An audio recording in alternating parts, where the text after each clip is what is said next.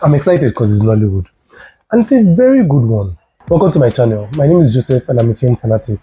I am very grateful to the person that recommended this show for me because it was a very interesting roller coaster ride with a lot of noteworthy things. So let's dive into Seven Doors. There will be spoilers, but I'll try my best to keep it minimal.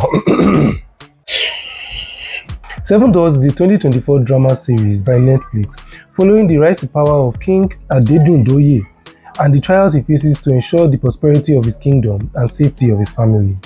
This is a very interesting show with a few misplaced priorities. I first have to appreciate the visuals because this was very nice to watch. The cinematography is definitely not different or unique from anything Nollywood does. I don't know whether it's cause or these people genuinely don't realize that there's more than one way to shoot a movie. But really good production design and amazing costume design will keep you glued to your screen. People that worked on the costumes finished work. The show gives an ostentatious maximalist vibe that really reminds me of, and bear with me, of Saltburn and Grand Budapest Hotel. It is very important that I state this because this show will use this to distract you from what is important. The show was very consistent with its vibe right down to the acting because everybody was on the same high energy level that really paired well with the maximalist vibe. Honestly, you have to give them credit. The filmmakers knew what they were doing. Guys, Chioma Akpota can act too. I know her as Chioma Chukwukasha. She really worked well with Femi Adebayo, who I feel carried the show very well. Even though I feel getting another actor might have been better, but in this case, being one of the filmmakers actually helped him deliver a very consistent story. He and Chioma really had very good chemistry for most of their scenes. Yeah, most, because of this. Do you realize that you didn't have to kiss? The show starts their story by showing us their family unit. I rolled my eyes enough times because I hate happiness, but I also condoned it because I know that they are giving us a foundation to connect with these characters because of how much their lives are about to change. I was wrong. I would have given anything to see the first interaction between these two as husband and wife after the death of their daughter. That one scene would have given so much layers to characters that we are already interested in and actually giving Amaka her own arc. It pisses me off when characters are used as just plot devices. When the daughter died, I was actually very surprised because I was like, okay, thanks. It wasn't even because I cared about her because we don't know anything about the children. Death doesn't equal automatic sadness. It's not a cheat code. Very little could have been done for the kids to give their characters a little bit more agency so that their deaths would have been impactful.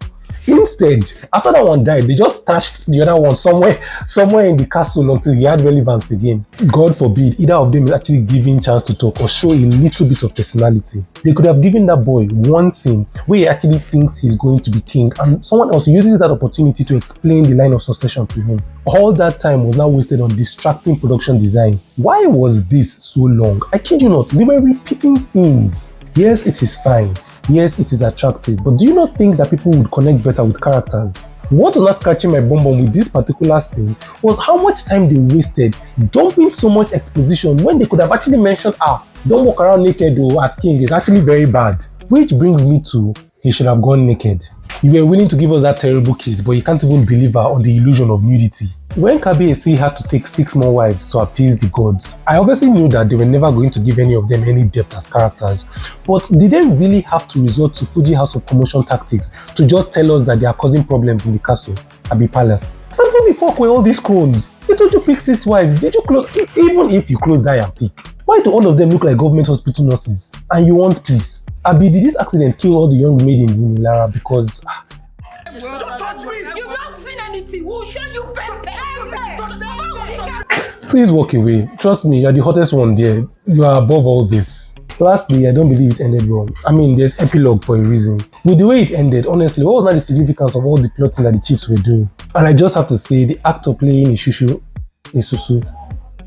him, killed it. And also, in my opinion, a lot of unnecessary time was spent on that flashback exposition. Why was there a final confrontation between Ishushu and the ancestor in the final episode?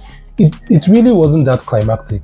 The opening sequence was very nice because last that is the root of the entire story. But whatever they needed to tell us about the past could have entered one episode or even half and then focus on the main story or the characters that we are supposed to be interested in.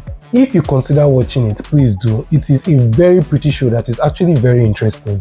But if you are a serious person like me, take the depth in characters and finesse in storytelling with a grain of salt. I am a very serious person. Don't play with me. Honestly, I loved it, but I couldn't help but notice that it could have been way better. In conclusion, I give this show a well-deserved 7. What it lacks in substance, which honestly isn't too much, it actually makes up for in the visuals. It's still a very nice ascension story that addresses responsibilities to one's loved ones as well as one's kingdom. But like I said, they used that to distract us from what is important. Finally, I don't know why they label this as a drama, when it would clearly be better off passed as a comedy. I don't know whether it's cause or that word drama is just loved. So, that's it. I will definitely be talking about more Nollywood content, so please feel free to comment anything you want me to talk about. Friendly reminder to subscribe if you're a first timer or if you haven't. I don't know why. And like. Always like. It might not mean much to you, but it means the world to me. Please remember to share and like this video, and as usual, you'll definitely see me soon.